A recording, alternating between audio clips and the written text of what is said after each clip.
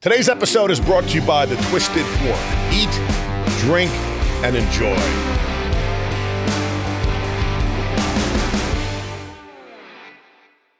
Nick DeGregorio, welcome to the show. Thanks, Uncle Kurt. Appreciate it. That's right. You're on my nephew. So it's funny because when Eric came on, my brother, we kept it like that. We weren't brothers. And I said, in this episode, we're going to make it very clear that you and I are family. Why hide it? So I was there the day you were born, man. Wow. I was there too. But I was probably the third person, maybe the fourth person to actually touch you. Wasn't Grandma in Italy? She was. She was. But other than your grandparents on, your dad's side, Yeah. me and my dad walked in and to see Joyce, my sister. And I remember you, man. Just a little thing, a little blanket, And look at you now. Yeah. Definitely a little bit. So how many years has it been now? 40 years old now. Yeah, going on 41. Isn't that incredible, dude? It's incredible. I was joking around with some Marine Corps buddies of mine.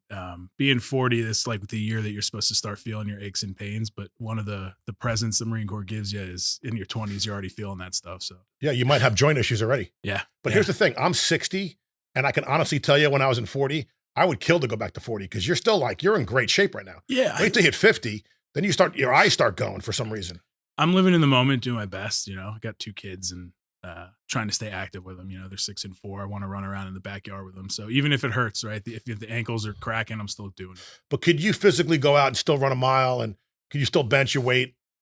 Yeah, I mean the anaerobic stuff's easy. I'm an endomorph, so put on muscle is easy. The cardio stuff, the Marine Corps kept me honest with that, and that kind of falls off the wheels when you don't have those guys yelling at you to do it. So let's do things a little bit differently today. Let's talk about the Marine Corps first. Okay. So what got you into the Marine Corps? Like, why did you enlist? 9/11. I mean, I was 16 when that went down. Grew up 12 miles from ground zero. You know where I was. I was in Ridgewood, New Jersey. So Bergen County, commuter town. A lot of people commute in every day to the city to go to work. So you see that happen in real time. It changes your life. Whether I would have joined the service if 9/11 hadn't happened, maybe I still would have, but that certainly made it go faster. So I was 16 when that happened, finished up school. My parents successfully convinced me to go to college. And so when I was at Bucknell University, I started doing the officer candidate school program and got my ass kicked a few times down in Quantico, Virginia. And then they gave me my second lieutenant bars, and the story goes from there. 9 years. So was it something that you just fell in love with it, man? Yeah, listen, every aspect of it, like you were. I think so. I mean, I think the culture made sense to me. And my parents always made me kind of grow up in this environment of integrity and discipline. My parents were not gentle parents, and nor am I a gentle parent. And so, you kind of grow up in that environment. You understand, even when no one's watching, you need to be doing the right things. That culture spoke to me. I agree. Easy translation to the Marine Corps. Plus, you were a very smart student. I mean, your mom was really into your homework and making sure you guys studied. And your brother, your older brother, another very smart guy. Yeah, I mean, we'd come home from school and you'd get your snack, and then you'd finish your homework, and then you'd have dinner. I mean, we literally for hours, we'd knock our homework out. We weren't allowed to do anything until all that stuff was straightened out. So I thank my parents for making sure that I had that kind of life. So let's talk more about the Marines. Where'd you go? What was your rank? What was your division? Yeah, so I joined in 2007. I was an infantry officer, went through all my schooling. My first deployment was in Iraq in 2009. I was in Nineveh province, sort of a northern province of Iraq. By then, 2009, things were kind of quiet. We did see a little bit of this and a little bit of that. But, this was 2-3 years after the Anbar awakening and all the sort of the tide was turning. And so it was pretty quiet. And we all kind of thought like, hey, we're going to leave here and we might see Iraq become this democracy that could flourish in the Middle East, which is obviously a bit of a white whale. And it didn't happen. Obviously, ISIS came in when we all left. And, I think we were all pretty disappointed that things went to hell like they did. But at the time, I remember all the exuberance and the optimism. My guys and I felt like we had done a really good job. We're really proud of ourselves. So it's hard to see on the strategic level kind of things go to hell after you've worked so hard operationally to make it successful. After that, a year later, I was on a ship, the 31st Marine Expeditionary Unit. So amphibious operations throughout the Pacific, mostly training, worked with the Filipino military. We were in Singapore, Guam. We did some training there, and it was, it wasn't war. And I think I needed that cadence. It was a combat environment, and now I get to do something else. Still important, but not something where I have to, look around and make sure My helmet's buckled on tight. After that, I was in Burundi, which is a tiny country in Central Africa, poorest country in the world by IMF standards. Their military was active in Somalia, so we were training them up to fight the Al Shabaab terrorist organization. That was a very fun opportunity for us to sort of impart the lessons that we had learned over these, many years of fighting the global war on terror.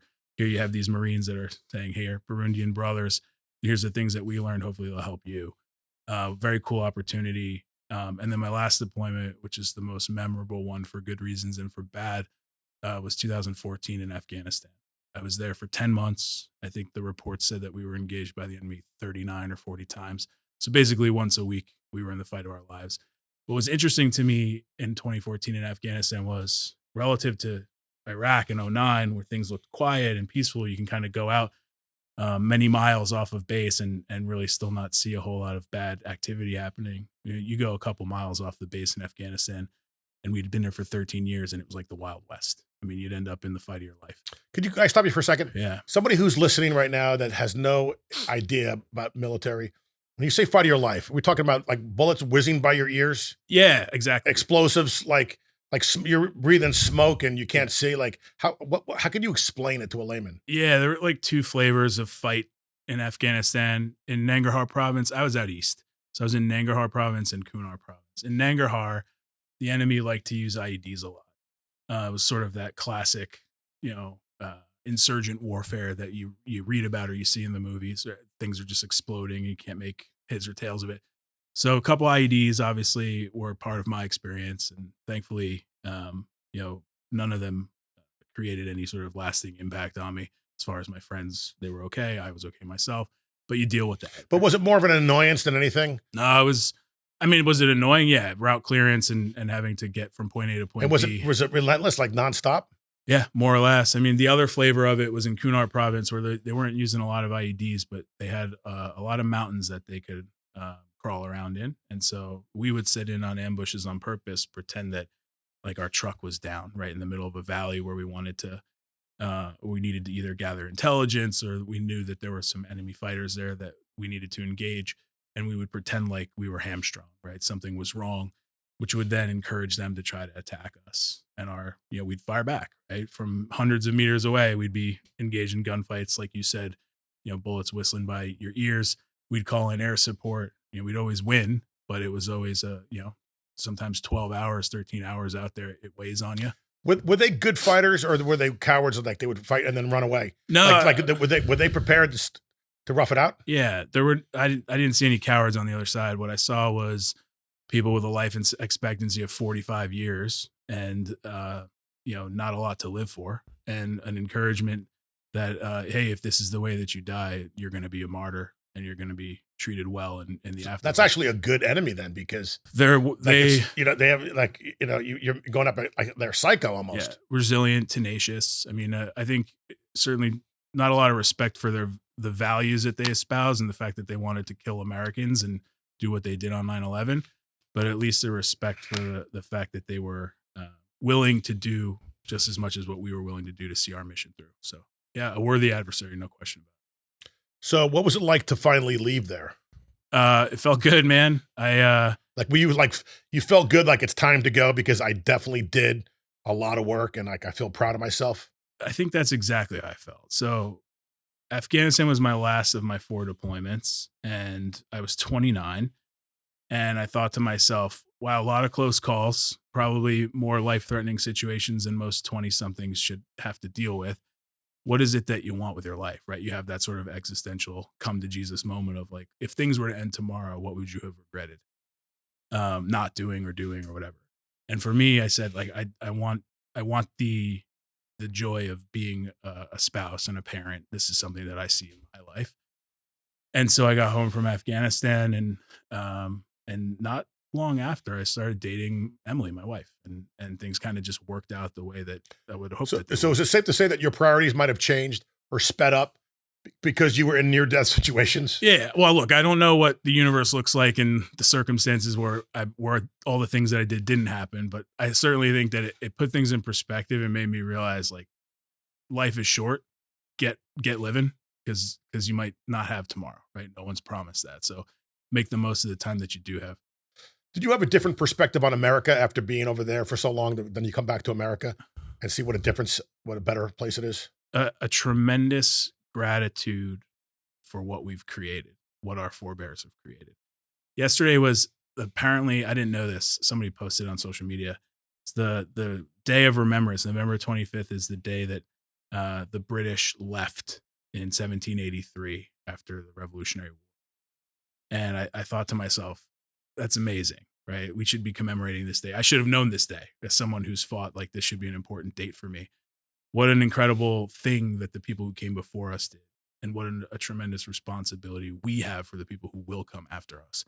And we need to live up to those expectations. It was hard to make this country. It's amazing what this country's become, especially after World War II.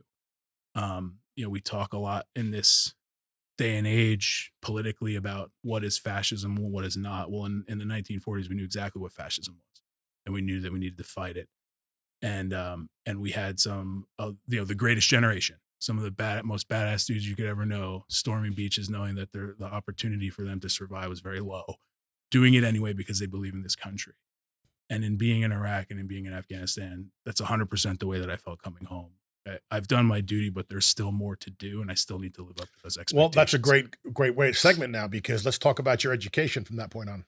Yeah, so I mean, I went to college first. I went to Bucknell University. Prior Got to the prior Marines. to the Marines, and I was an officer.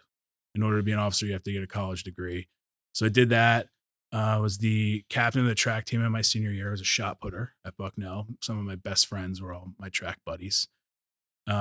And then did my 9 in the Marines. And after that, I didn't know what I wanted to do with my life. Had no clue. And I figured, why not use the post 9/11 GI Bill?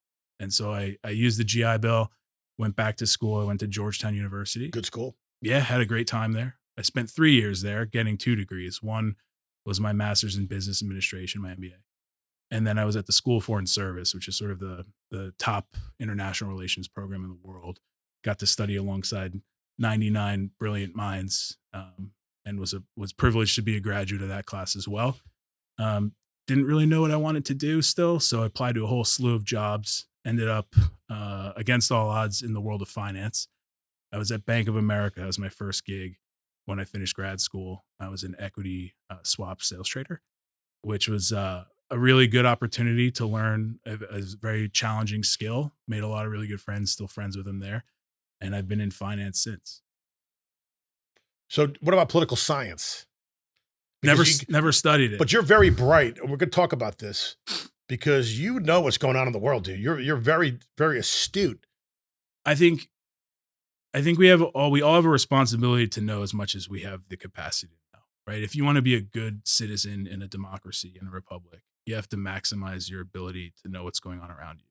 And for a lot of people, it's really hard to do, right? When eggs cost what they cost or groceries cost what they cost, when the economy isn't working as well for you as you'd like for it to, you don't have time to dig into the deeper concepts of what's going on in this country, and where we would perhaps like this country to go, and what's happening in Ukraine and what's happening in Venezuela and all these things.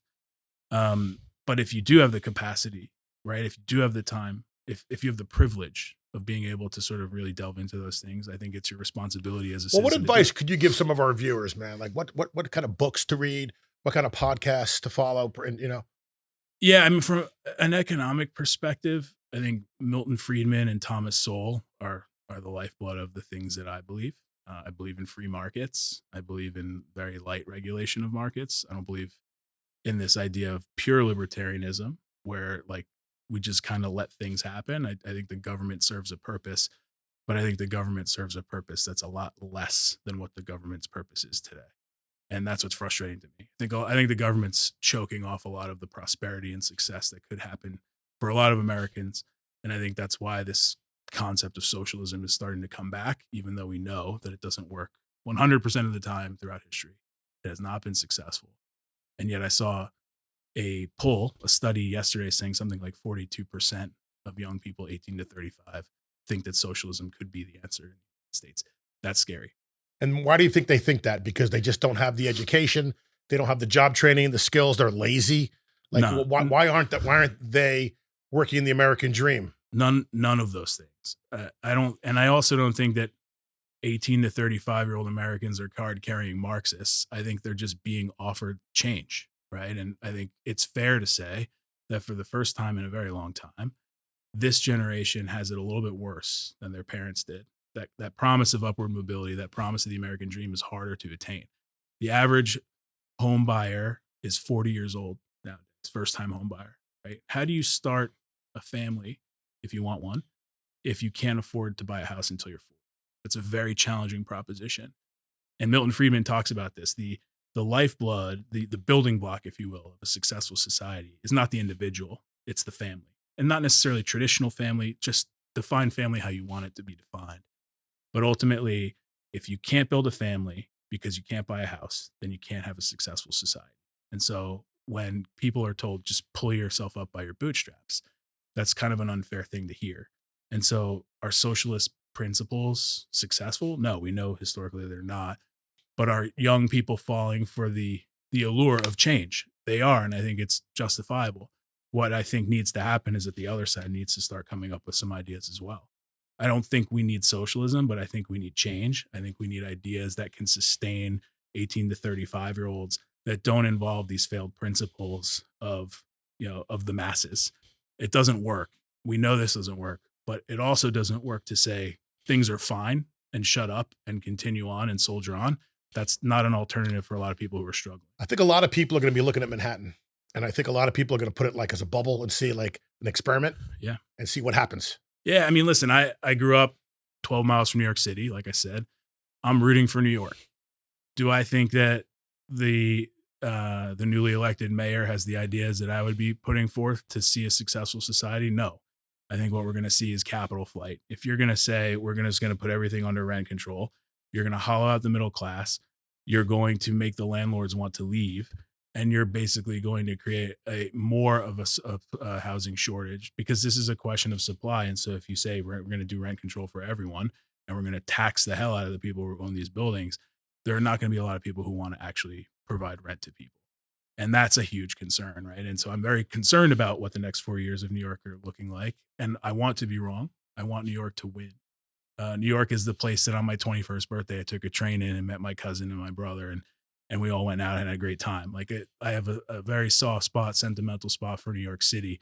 But I do worry about what the next 4 years are going to look like.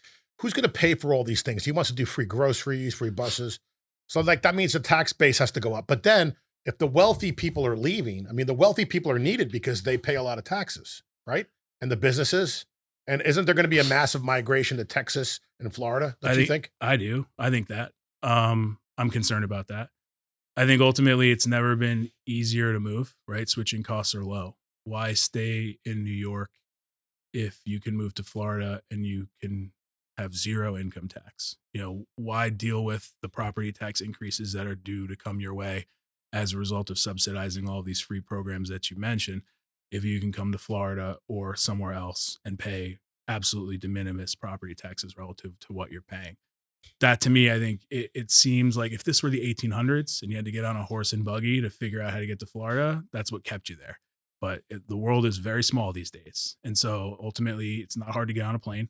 It's not hard to uproot yourself and go somewhere else that is promising you the prosperity that you're looking for. And that's why I'm worried about it. So now you took things to a different level because most people would stop right where you are, but then you decided to get into politics. Yeah. So let's tell that story. Yeah. I mean, getting into politics is a relative term. I did run for office. I ran for U.S. Congress in New Jersey. It was unsuccessful. But I learned a lot. And I also realized that there is a desperate need for good, righteous people with a moral compass to endeavor into that. Unfortunately, I think we're seeing what happens when self-serving individuals are incentivized to run for political office, whether it's on the lowest municipal level to the highest level on the federal stage. And ultimately, if we don't have good human beings who are in it for the right reasons, trying to get involved, then this experiment fails. So when you say the right reasons, you're talking about people who are interested in helping their neighbor and making it a better place for everybody. I think what happens is when you have these career politicians, perhaps they're so embedded to the people who got them there financially and special interest groups that they're not necessarily going in with the right mindset as a young person might? Yeah, I mean, I have a couple of things. One, you know John Fetterman, senator in Sure. Pennsylvania. He's a Democrat, but he's not afraid to buck the party line when it comes to certain issues that are very important to him. I think that's very rare and sad that it's rare because it didn't used to be. You can go 20 years back, 30, 40 years back, and you can realize that most individuals who ran for office were running because they had a set of ideals that aligned more that with one party than another, but it was their ideals. It wasn't them plugging into an apparatus telling them what to do and say and think and believe. Right now, I think our political parties, I think people running have been incentivized by political parties to just toe the line, right? And to do what it is that they've been, that the party instructs them to do. And I think that there is a huge financial incentive with the way that members of Congress are able to trade stocks that allows them to sort of live with themselves by pretending to believe things that they shouldn't be believing. And so I think ultimately there's a financial incentive for bad people to get involved in this. If you're making $175,000 a year, which is what a congressman makes, and you're becoming a multimillionaire within a few years of sitting in that seat, there's a problem. And rather than being there for a short period of time and expressing your convictions and hoping to create some semblance of positive change, you're actually there for the money. And I think that's a huge issue. Do you think there'll ever be term limits in our lifetime?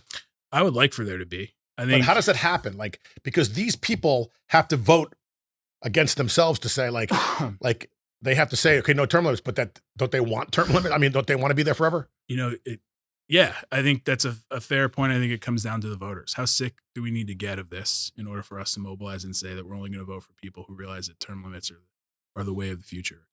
If your representative doesn't believe in term limits, then that should be a big red flag, because I think it suggests that individual's in it for more than just a little bit of change. But if the presidency is 2 terms, right?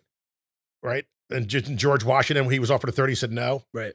Why isn't the Senate having to? Why is the rules different for them? It shouldn't be. I think that it makes perfect sense that there be term limits. I think ultimately a Senate term is 6 years long. So give a senator one opportunity for reelection. That's 12 years. A congressional term is 2 years. So give them 6 chances. So each of them get 12 years and then they go home. That's it. If you can't accomplish in 12 years what you're looking to do, you're probably not doing a good job anyway. Go and let someone else try to do it. Yeah. So you didn't win the Congress. I want our audience to know that New Jersey is a very tough place for any Republican, man. I mean, it's got a stronghold on the Democrats. I mean, now it's. Look, I believe every place is winnable as long as you have the right ideas. Now, obviously, there are electorates that just make it very challenging. But I think in New Jersey and other places that are not sort of red places, we go back to this idea of why are socialists ideas winning. It's because the status quo isn't working for people. And so I think if we want to win in places that are historically not conservative, ultimately you have to have some pretty radical ideas to counteract the radical ideas of what the socialists are bringing forward. Like I said, 18 to 35-year-olds in America they're not raising their hand to be Marxists. They're raising their hand to get a little bit of a better life for themselves so that they don't have to wait till they're 40 to buy a home. So how do we do that with conservative values? I think first and foremost, and Ron DeSantis talks about it down here in Florida, property taxes are theft. I mean, when you think about the concept of property taxes, let's run through this. You buy a house or a piece of land. The government then says, every year you're going to pay me rent on the thing that you own. Why on earth do we accept that as a citizen? That's preposterous. Now, that's un-American. The reason why I accept it is because I'm assuming that money might be going to things that are important in the community. Right. Is that not the case anymore? What I think is that the community, the government that is responsible for that community, has an obligation to use a budget that isn't taking from citizens when they shouldn't be, right? So we talk about, what happens if we have to replace that property tax money? I think that's backwards. I think ultimately, let's do away with property taxes, which should be an illegal tax. I know, but we have to ask first. You should say, where's that money going? So we know if we take it away, what it's going to hurt. In New Jersey, somewhere in the neighborhood of 30% of property taxes go to schools. Okay. So I think you're right. Good. Let's go downstream. What's going on in New Jersey right now with our schools? We were number 1 in the country. We're now number 12, and we are way overpaying. Do you think that going from 1 to 12 is because of the lack of good teachers? No. I don't think it's that. I think it's the closing of the free market, right? When public union teachers are making exorbitant fees, even though their charter school counterparts who are not making as much money are showing better state testing results and are able to actually get their kids into college on a more regular basis, then you have a market that's broken, right? Because basically what's happening here is that you're creating monopoly, and that the public schools are working off of one bucket of money, which is an exorbitant amount of money. They're not showing the same results as what the free market have shown. And so it begs the question, why do we have a school system? Is it to pay teachers, or is it to educate children? Is it a self-licking ice cream cone, or are we trying to get our kids into a better mode, into a better social status? And if the answer is that, then at the end of the day, it's kids' test results, it's kids' outcomes that matter the most. And if charter schools are doing that for a fraction of the cost, it suggests to me that we don't need to be paying property taxes to keep a bloated system up when the free market can take care of this.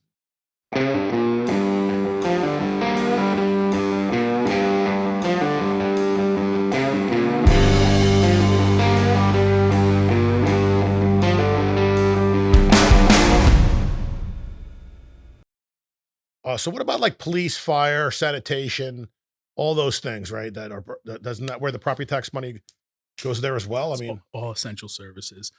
One thing I will say is that, and this is all New Jersey stuff, so I don't know how it goes down in Florida. There might be some rhymes here, but we have in Bergen County more fire equipment than the entire city of New York, despite having a far less of a population. Why is that? Because in Bergen County, there's 70 towns, and every town wants its own fire trucks, its own uh, everything, its own services.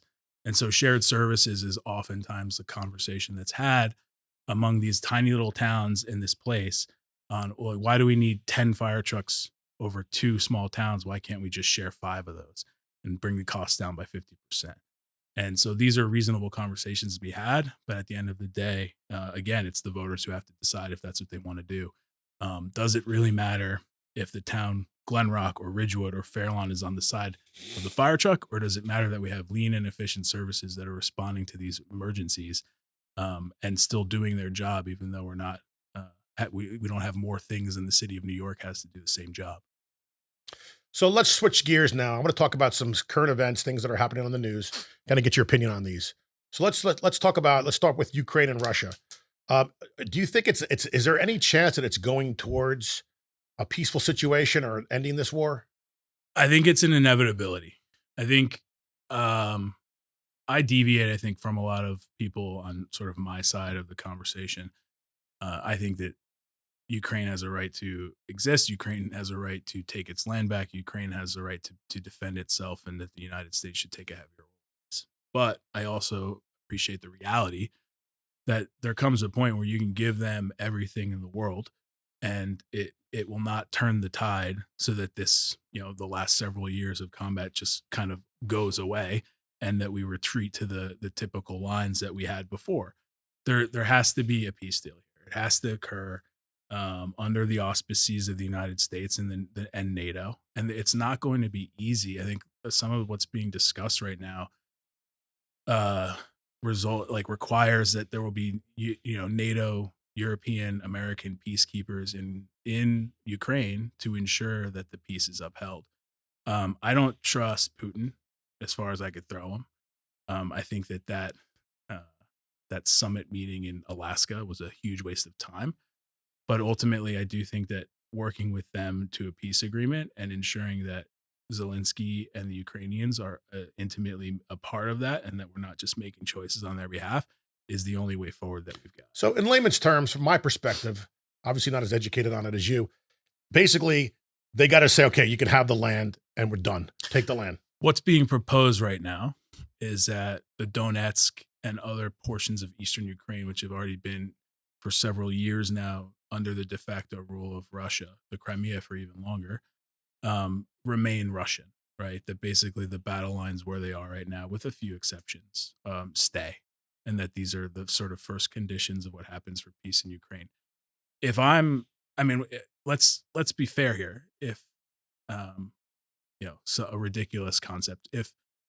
If Canada invades tomorrow and takes Minnesota and says, "All right, we're done," like we're going to keep Minnesota, and you will just end this thing. I think there'd be a lot of Minnesotans who'd be pretty pissed off. I think there'd be a lot of Americans not in Minnesota who wouldn't like that deal. So what we're asking is a huge ask. The But at the question, same time, millions of people have died. So like that Right. goes into the equation too. I mean, Absolutely. we got to stop the bloodshed. No, absolutely, and I mean this also comes down to the conversation that it always comes down to, which is what's in the best interest of the United States. What's in the best interest of the U.S. Is it a prolonged conflict? Is it some sort of compromise, which no one is terribly happy about, but ends the bloodshed? And I think that that's a conversation that's up for grabs. But I think it seems evident to me that peace is better than no peace. okay. Let's talk about China, because China seems like they're getting bigger and stronger and more powerful, right? I mean, don't you think that that's a major threat to the future of the United States? I mean, I think China is the only other hegemony in the in the world, and the United States is the other. So yeah, I mean, I think they represent sort of the major issue that we will be contending with, or at least my kids will be contending with, if it's not us. But aren't they pretty clear to the world that they just want they want to end us and they want to take over and be the big dog? Look, this is that classic conversation about can this American democratic experiment survive when there's another player in the world who does the authoritarian thing. I mean, a lot of what we're going to have to deal with these days in the war with, the Cold War with China, if you will, is who solves the AI issue first? What happens with quantum computing?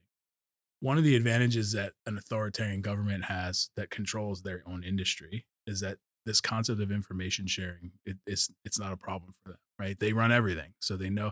So instead of having Microsoft and Google and all these companies competing and sort of inventing their own wheels all at the same time, their system is coming together, and one is making the wheel and one is making the engine, one is doing this and that. And so does that expedite the process?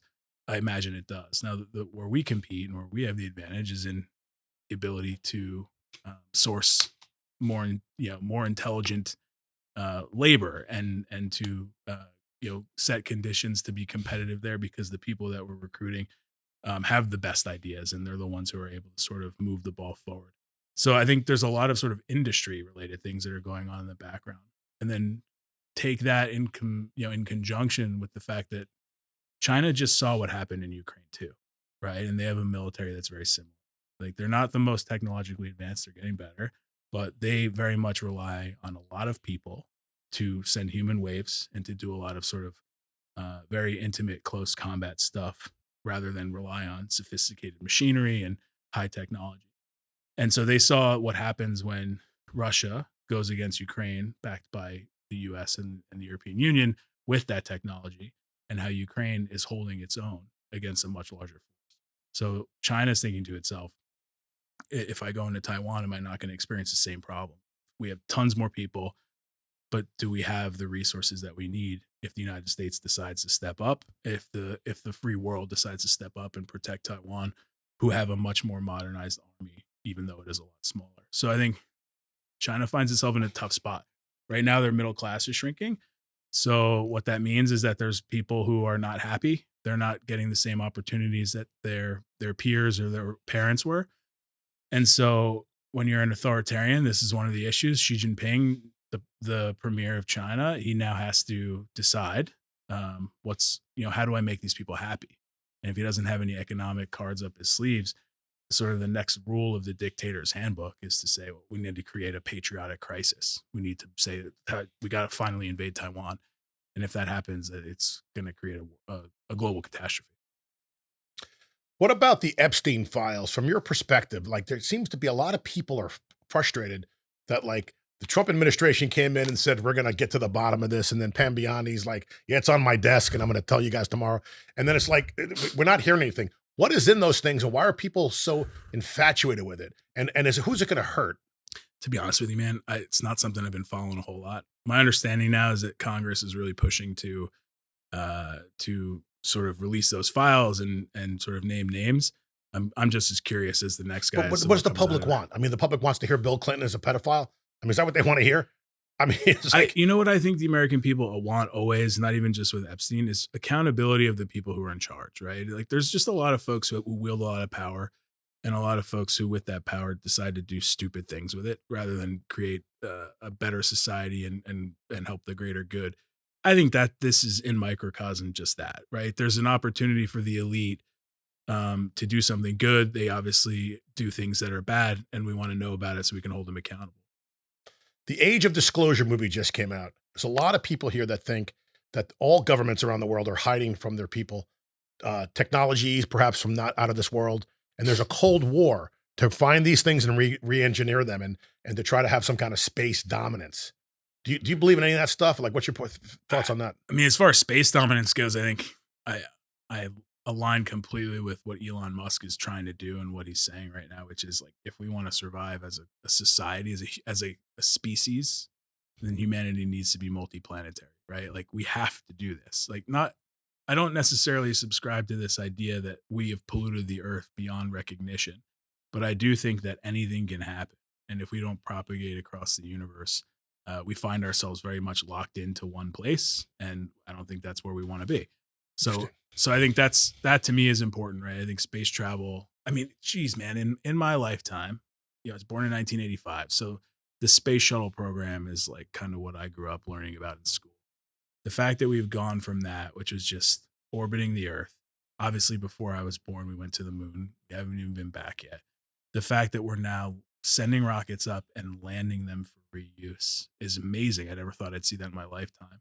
And so this idea of like, will we see Mars in our lifetime now seems attainable because of how quickly we've moved. So do you think they'll put colonies on Mars in the next 20, 40 years? That's the ambition of SpaceX. That's certainly because you can't breathe there, right? So everything has to be airtight, like super, safety is like the biggest thing. People can die very easily, probably. And no real sort of way to figure out how to bring people back, at least in the short term. So, but then you have to put farms in there. You have to, create water, right? Yeah, I guess the $1 trillion question will be how do you build an atmosphere in a place that doesn't have one? I thankfully Elon Musk is figuring that one out and not me, because if it was up to me, I would have no idea. So let's go back in time now, because this is a music show. So you're not a musician, but you are a big fan of music. You've been to a lot of concerts in your life. So when you were a kid, man, and let's get back. Let's go real back. Like, maybe you're just 10, 11, 12, and you were listening to music for the first time. I'm assuming, the radio, right? Your mom's car. Like, yeah. I became a musician by driving around with my parents, listening to my father's 8-tracks and singing along and realizing that I can like imitate and be in certain keys. Yeah. That got me further advanced. So now I started memorizing lyrics, and I became the class clown in school where I could get up and sing. So those years were very, very important to me. Where were you getting your music, and what were you listening to? Yeah, I think as a little kid, I remember visiting Aunt Lynn on the Upper East Side a lot. So we would get in the car from New Jersey, we'd drive over the George Washington Bridge, and we'd listen to the Spin Doctors. And for whatever reason, I'm sure we listened to other stuff, but that was the one that really sticks out to me still. Little Miss. Yeah, exactly. Yeah, exactly. The Police was in there too. A little bit of Sting when he wasn't going solo. So what year was this again? This would have been the early 90s. So when you're in the early 90s, you're still listening to the 80s. It wasn't until like the later 90s that people started listening to the 90s. Yeah, but I mean, also ironically, in the late 90s, early 2000s, I started listening to stuff from the 60s and 70s, right? And that was a function of you and a function of my brother. Mike, my brother, really got into Led Zeppelin. And you know what? He stole my Led Zeppelin box set, and I never got it back. Yeah. And what it was 4 discs in a beautiful box with this amazing booklet. I remember it. Yeah, I remember that because that's what we used to listen to it. And he was 2 years older than me, so plus your dad was into rock. I mean, your dad played rock in the car, right? I mean, his 8-tracks were stacked in the basement. He never listened to them, but I remember stealing them and selling them on eBay. But I remember that. Yeah. My brother had something he probably gave you too. Yeah, to sell. I made a few bucks on that. It was a pretty good. If someone handed you an 8-track today, there's no players anywhere. Where would you find an 8-track player? That's a good point. You'd have to go on eBay. You'd have to find it. You have to figure out how to plug it in. And then you got cassettes, obviously the next generation. But yeah. All right, so you're a young kid. You're listening to music in the car. Then your aunts and uncles, right? You started hearing their stereos. Yeah. Led Zeppelin was, that's a great for any kid. That's the great band to get into. That's Kiss. Yeah. A lot of people that sit in that chair, I'll ask them their theories on Kiss. Some people love them. Some people hate them. Listen, here's the thing about Kiss. My first concert, Psycho Circus, we went together. I'll never forget it, and I have a soft spot in my heart because it was the first concert I ever had a chance to go. And I mean, like, you know, beach balls. It was like the right atmosphere, right? It Plus, was think just about how fun. colorful they are. I mean, Cool, like other yeah. bands don't have lasers like that. Yeah. Like if that was your first concert, then the standard was set so high for the other bands. Yeah. Because I took you to see Pearl Jam once, I think, and it was boring. They were just there with a Yeah. light on them. Like there was nothing cool about it, but they were great musicians. Great musicians. But Kiss is like a multimedia event, man. Yeah, it's a show, right? It's a performance. It's more than just the music. And I think that's where I fall in is I think they're outstanding. Is it because I think they have the greatest drummer in the world? No. Ace Frehley's pretty fucking good on a guitar. Rest in peace. May he rest in peace recently, yeah.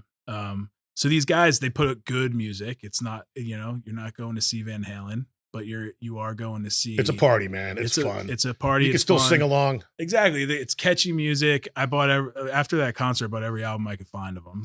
Destroyer was probably my favorite. Oh yeah, it's a great one. It's a good one. Look, man, they hold up, right? It's you're not going there to scrutinize the quality of the music. You're going there because it's a party. You're going there because it's an experience. Exactly. I'll tell you a quick story about Kiss. So I'm in West Palm Beach and I'm with a bunch of clients, and unbeknownst to me, right behind me there was this like round stage that wasn't being used. I'm like, what the fuck is that for? Well, they do a song called Love Gun. Well, Frehley's got a really good solo on that one. Well, what he does is Paul Stanley puts himself on a cable and he comes flying across the audience and he landed right behind us. Yeah. So now we turn around and he's right there doing his stuff, singing, and then the song's getting ready to end. He gets up and he flies back over the audience and lands right on stage on cue, and it was like freaking amazing. It's worth the price of admission by itself. Yeah, no doubt. What are some good concerts you've seen in your lifetime? I'll tell you one concert that I went to a few years ago that I was actually pretty disappointed about was the Red Hot Chili Peppers. But it wasn't because they didn't do a good job. It was because I think I built it up to it was going to be this amazing thing. And they did all right. It was fine. It was fun. They played the greatest hits, but it was just like, here's some music of my life, of my childhood. I remember in my high school years, Californication came out, and By the Way, and like these were albums that sort of mean something really. They're connections to very important moments in my life. No doubt. And so when you go to a concert like that, you probably build it up in your mind to be this out of body experience, and it wasn't. And it was still fun, and I'm glad I went, but it just wasn't. Maybe they were flat that night too. Maybe I think I just I think it's more on me, man. You got to set reasonable expectations. Like these guys don't know how important your music is to you and your life experience, and you got to put it in perspective. Were you a Nirvana guy? Not really. Mike was my brother. I mean, obviously, like everyone listens to it. Green Day Dookie was very edgy as when I was a little kid. That came out, and there were all kinds of curse words, and it was just kind of a new. So what year did you graduate high school? 2003. Okay, so 2003. What was the really big music back then? Because it started getting poppy. 2003 is when music started changing, dude. Yeah, there was a lot of weird, interesting stuff like alt rock. So like Blink 182 was very popular. Do you remember the Mighty Mighty Bosstones? Yes, I do. It was like the only ska, like the mainstreaming of ska. Sublime was awesome. That was like early high school, maybe even a little earlier than high school. But that was good stuff. I mean, like it was because of my older Marilyn Manson. Never got into Marilyn Manson. No. I kind of followed what Mike did, right? Like I was a younger brother to a guy who was 2 years older than me. But were your friends? You said you had a lot of track buddies. Were you guys going over each other's houses like teenagers do and listening records and exchanging records and like because my friends, my group, man, we were all about that stuff, dude. Yeah, that never really happened. I mean, I think because we were like right at the cusp of the Napster era, so like the idea of needing to physically share music, it went by the wayside, right? Like you just download something. I know that whole Napster thing was a disaster. Yeah, it's crazy. But I mean, I guess it has changed music for the better. I guess ultimately now the idea that you can buy a Spotify subscription and you can just like put on what you want. You don't necessarily have to own everything. So cool. You're the generation, man, like people started having computers at their desk. American Online just came out. Yep. I was in 8th grade when we got AOL. Rotary phones were gone by then. I think we had flip phones right around the time you were at that age, right? Yeah. I didn't get my parents were smart. They held out, and I didn't get a cell phone until my junior year or senior year of high school. And the only reason they gave me one was because my brother went away to college, and they felt like it was equitable for me to get one Well, too. plus, you were in a lot of activities, and you weren't driving at that time, so your mother had to track you down and get you home. That's true. You know? I'm old enough to remember the pre-cell phone days where I got done with. I wrestled in high school. I got done with a wrestling event and called my mom on a payphone. I couldn't get in touch with her, so for 5 hours I just sat at school waiting for her to come and Right. get me. So I'm glad that glad for cell phones, at least for that. So tell us your first automobile or truck or Uh, car, whatever. I don't even remember. What was your first I ride? was borrowing Dad's Nissan Pathfinder, Right. and just But like then eventually you got your own vehicle. What was it? we were a Nissan family at the time. I guess it was a Nissan Xterra. It was red, and that was the car that I brought to college my sophomore year when we were allowed to have cars on campus. So that was my first car. Brought that, drove that cross country out to 29 Palms, California, when I was moving into the base over at the Marine Corps, and got rid of that car when I left 29 Palms, sold it, and now I'm a pickup truck guy. Well, think about it, because while all the time you were in the Marines, you didn't own a vehicle, right? You didn't need one. Well, I had that car and it just sat in a garage because I was in Iraq. Like, what was I Right. going to do? So- So yeah, it just kind of stayed in the car. And Are you a Ford guy? no, I'm a Chevy guy now, Dude, I love Ford. I'm the Ford. I'm getting ready to Yeah. buy a new F-150. Yeah, I mean, I'm not one of those guys that has the sticker in his car peeing on the Ford logo. You ever see those? I think those are Why? ridiculous. But why do people not like Ford? I don't understand that. No, I think there's just like a Ford versus Chevy thing. I like American cars, man. Like, I want to buy American trucks. That's just who I am. Do you have that Z engine in your Chevy? No. Because those things look badass, Yeah. dude. Yeah, no, I just a base model with a trailer hitch, and it So- works for me. Because you're a dad, it's like all about getting the kids around town, right? And I guess when you become a dad, the hot rod and the big Hemi engines are like not as important, right? Yeah, I mean, the maximum that I'll drive now is either to the gym, which is 2 miles away, or to my kids' school, which is 3 miles away. I work from home for the most part, and most of my commuting when I do go to the office it's down in DC, so I have to take a train. So let's talk about what you're currently doing Yeah, I work at a credit card issuer called Coin. and what's special about them, Well, or they unique, I should say. Yeah, like, I think Coin is it's sort of this perfect intersection for me of the things that I like, which is, this world of finance that can always be interesting because there's always something new to learn. And then there's I wouldn't say political, there's a values angle to it where we cater mostly to individuals who feel disaffected by concepts like big tech or big banking. Folks, you may have heard a year ago or so, there were quite a few folks who were debanked, right? And they weren't allowed to access their money, or they were told that they could no longer have accounts at certain banks. I think there's this a huge interest by a lot of Americans to just be left alone. And I think that they feel right now like their values are under threat, whether it's by, a social media network deciding that certain things aren't going to get seen by other people, or there's just sort of this watering down of free speech that is really frustrating a lot of people. And my company seeks to alleviate that and give people a voice. And what's your role there or title there? We're like, I'm the head of operations there, so I run the day-to-day operations. And I didn't have any credit card experience beforehand. I did work at Bank of America, so I understood the world of finance to a certain well, you had extent. the MBA. I mean, MBA, and then a lot of it's just learning on the job, right? Like, when you're passionate about something. would you say, are you in growth mode? For sure. Yeah, we're in growth mode. We're an early phase company, closing our Series C right now. So that means the third round of funding. Is it possible another giant will come by, gobble you guys up? Who knows, man? I think right now all we're looking to do is just be the best that we possibly can for every customer that wants to work with us. All right, so I'm going to ask you some general questions now. Who are your top 3 presidents of all time? Let me take a sip of water first. Definitely Abe Lincoln. Why? So I think he was. This is going to sound crazy. I think he was brought by God to make sure That's that not crazy. the Civil War ended the way that it was supposed to. I read a book called Team of Rivals. I don't know if you ever had a chance to read it. It's a No. big one. It's like 1,000 pages, and I bared through it because it needed to be read. Abe Lincoln was like, he ran for U.S. Congress. He was a congressman for one term, and then he didn't get reelected. And then he went to work as a lawyer. He'd had this like really inauspicious political career. and eventually got to the point where he was well liked in the state of Illinois, but he had never held that political office except for that one term in Congress. But for some reason, his name was floated at the presidential convention, and it happened to be in Illinois, his home state. And by like, he was not supposed to win the thing, and like this perfect, By the grace of by God. the grace of God, this confluence of unlikely events, he was nominated and he became president of the United States. And at the time, people were like, "Who is this hick? Who is this like dude from?" Because wasn't he kind of a tall, like skinny looking dude? Tall, gangly guy from Illinois back then was the woods, it was the backwoods. Right. It wasn't Boston, right? It wasn't New York. So I think widely disliked, certainly not liked by the South. And of course, the Civil War happens.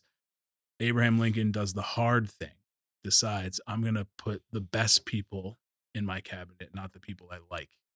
And so he has lots of fights with Seward, his Secretary of State, and all of the people that he put in, not because he did the thing that was more challenging, because he knew that he was going to have a more successful tenure as president, and that the country would benefit even if it pissed him off every day. Interesting. And so a lot of respect to him.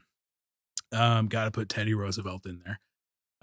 The idea that he had this charmed life. He was a Roosevelt, right? He was well-to-do family.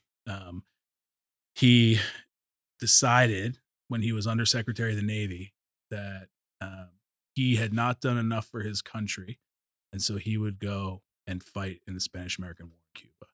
So he left his post where he would be safe and sound. The Rough Riders? Rough Riders. He bought everyone in his unit Brooks Brothers uniforms. Yeah, that's right. They were well dressed. They looked sharp, and he felt like, I need to do this for my country, and that's exactly how I felt on 9/11. Like, I got to sack up and do something.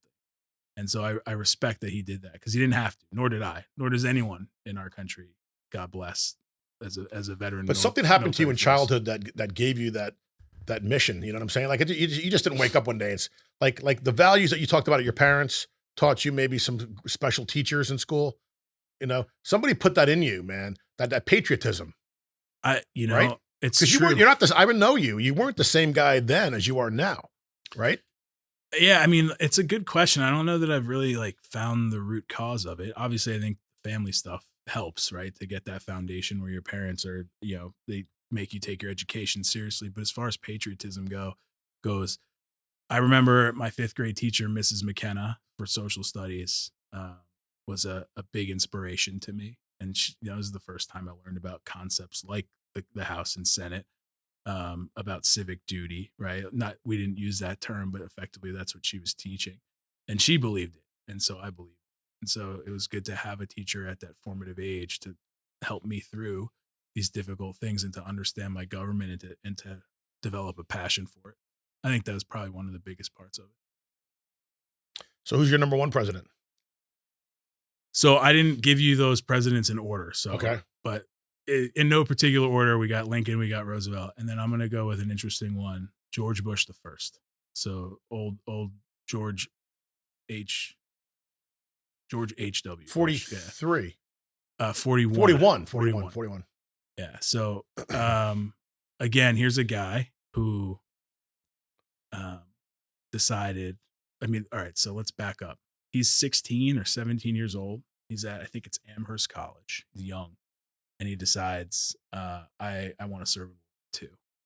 So he leaves, even though he came from this well-to-do family. He didn't have to go and do this. Prescott's. He joined the Bushes. Yeah. He joined I believe it was the Navy. He joined the Navy, became a pilot, and he was shot down in the middle of the Pacific Ocean. And he's laying there. All of his crew members were gone. Couldn't find him. And he's by himself, floating there, praying, saying, God help me. I don't know what to do here. I don't have much left. And out of nowhere, a U.S. submarine surfaces and rescues him. It's like something out of a movie. It's unbelievable. And George W. Bush, 43, right, eulogized his father when he passed away, talks about that story, and he goes, it seemed like God had bigger plans for George H.W. I believe that stuff. He goes to work in West Texas, makes a fortune in the oil industry, does well for his family, decides that it's not just he that needs to be bettered, and so he joins. He lives a life of public service from there on. Obviously, he was governor of Texas, did all kinds of things to sort of build his resume in the political world, and lo and behold, after he becomes the vice president of Reagan, and then becomes the president in his own right. And the reason he didn't get a second term, and this is why I like him so much, is because here we are. Saddam Hussein decides to invade Kuwait, and there's a choice put before him. And the choice is do nothing, let the Kuwaitis just become part of Iraq, which is what Saddam Hussein wanted to do. He wanted to annex them and make them basically a region of Iraq, and allow the Middle East to be in turmoil. And who's going to be next, and what do we do? And like make the choice that would sort of have been easy for him and politically expedient, which is to do nothing, or to say, I know that the economy is going to suffer if I do the right thing and I don't let this despotic authoritarian thug do these things and intimidate the world. And I know that it will hurt me politically because the economy will suffer. And he decides to do that anyway. And so he made the choice that politically was the end of his political career. But he did it because he knew it was the right thing to do. And I think that that's noble. Interesting. So that's a great list. And those are great reasons. Thank you. A lot of my friends from my era would put Ronald Reagan on that list. Absolutely. I would too. But you only asked me for 3, and I wanted to give you. So he'd be number 4. No, I mean, like he's in there. I felt like the stories that I had for those 3 were the ones that we need to hear the most these days. Those are great. So in our final few minutes, let's let the audience know more about you personally. So like, what are some of your favorite things you'd like to do? Some of your hobbies, interests when you're not working? I know you have kids, so that's a full-time job, but yeah. Do you go hiking? Do you go fishing? Are you like a bowling guy? I just joined a bowling league. Yeah. For real? Yeah. So a couple of guys my age who also have kids at my kids' school, I guess we were looking for a reason to not have to hang out late at night with our wives just one night out of the week. I'm kidding, obviously. I love hanging out with my wife. But it's good to have your sort of guy time. And we were like, well, what do we do? Half of them like golf. I'm not a golfer. We kind of mulled over like, what is it that we want to, how do we want to spend this time? And everyone was kind of like okay with bowling. And then we went and we had a great time. And now, so are you a better bowler now, just out of repetition? I'm a better bowler now because I couldn't have been worse when I started. So you have your own ball and everything? No, I don't have my own ball. Because your grandmother had her own bowling ball. Is that right? Oh, they used to go bowling once a week. I didn't realize. Yeah, a lot of people don't know that story. This is in my blood. Because the country club that they belonged at had a bowling alley in the basement. I remember that. Yeah. No, I haven't gotten that serious yet, but it is a good way to like kick it with the boys, have a beer. It's a Tuesday night, right? What would you be doing otherwise? So it's a fun time. No, are these high school buds, college buds? These are all guys from my kids' school. So we all have kids in the same pre-K. And because you know what? I'm blessed, man. I own a prep class of 83, and I'm very tight with my 83 guys to this day. Yeah. I mean, you met some of my friends growing up, right? Yeah. We have a tight group, man. I have one too. I mean, I went to Bergen Catholic High School. Which was a great school to go to. It's an all-boys school. Great school. Yeah. Great sports. Great education. I mean, I'm a product. What you see here is because of that. And I have 4 really, really solid friends, and we still stay in touch, and we still see each other. We all thankfully live local to one another. So you and your brother, what, 2 years apart? Mm-hmm. Are you friends with his friends too now? Like, because like I'm friends with my brother. It took years, but I'm friendly now with my brother's 3.5 years older than me. Yeah. Almost 4. So we had a distance growing up. Yeah. And now it's like his friends are my friends and my friends are his friends, It's the same way. In fact, obviously Mike moved out to Arizona. Well, obvious to you, maybe not to the listeners, but my brother moved out from New Jersey, and obviously I still see so many of his friends, and one of them, Ray, has a kid at the same school as my kid. So I'm very close with him now. So I actually see a lot of my brother's old friends. So let's talk about your brother.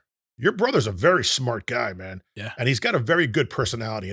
He's always has a pleasant disposition about him. Yeah. He and I are very different. I think he's like the Iceman. He's calm. He's cool. He's collected. He doesn't let things get to him. When you see my brother mad, there's a reason for it. Where like, I think I'm much more predisposed to being passionate and sort of having an opinion. And my brother he's a flatliner, and I respect the hell out of him. I wish I was more that way, because I think you get more out of life by listening and by sort of observing. And I think he's excellent at that. And so there's a lot of qualities about my brother, even though we grew up in the same house, we're so very close in age. There's this nature and nurture. But there's a reason why he's Giants and you're Jets, bro.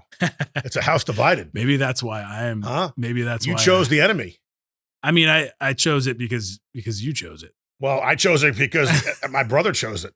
Like, I mean, you know, how does a person get into a team? Like, I should tell the audience that we're cursed because the Jets are so lousy that we're in a text group, and it's like every Sunday it's like Tyler is the Jet fan, and you know, and it's like it's horrible. Like, you know, we suck so bad, but it kind of bonds us in a weird way. Yeah. Like every year we're like, this is the year. Remember we got Aaron Rodgers, and we were convinced we were going to go to the playoffs. And then on the third play, he turned his. And you and I went to a Jet. Remember I took you into Manhattan. It was Super Bowl week. Yeah. And it was, I want to say it was like the Seahawks and the Broncos. It was. Yeah, it was. But the Jets were like the host city. Yeah. So I took you to a Jets party. Yeah. And it was cold as shit that night, I remember. It was cold, yeah. But yeah, we're Jet fans and it's horrible. What are you going to do? You know, I was talking to a Cowboys fan the other day, and he was saying it's worse for us because we know what it's like to win than it is for the Jets. Like the Jets are what, 2-10 right now? Something like that. And the Maybe Cowboys are like, they're middle of the road. And I was like, you know, it's an embarrassment of riches when you complain about your team. And he's like, yeah, but we know what it's like to be successful. You have no fucking idea. so therefore it's not as bad for you than it is for That's me. funny. And I was like, yeah, it's a fair, right. It's a They reasonable expect to be argument. good, you know? Yeah. All right, man. Well, we're going to wrap it up. Cool. Any quick advice you can give somebody that's listening, that's considering going into the military or applying to a college or has, you know, maybe some political interests? What kind of advice would you give them? Yeah. Take the more interesting path every time, even if it's harder, even if people say it's not sensible. You only get a certain amount of time on this earth. Don't waste it. Fantastic. Well, with that, we're going to say thank you. Thanks, man. You and I are going to go get some dinner now. Let's do it. And then the reason why you're in town, we'll let our viewers know that you're in town. You live in New Jersey with your wife and kids. But your mom, my sister, lives in Sarasota. Yep. So you're down for the annual Thanksgiving weekend. Yep. It's a great excuse to be able to come to Florida. Do you remember 2 or 3 years ago you brought a turducken? I think that was my mom. I brought turkey tenderloins wrapped in bacon. Because we had turducken, and I had turducken for the first time. Yeah, it's freaking delicious, man. I never tried it. We got it. There's a place right down the street that sells it. Maybe we can go there tonight and get a turducken. Let's do it. All right, brother. Thanks. We'll see you later. All right.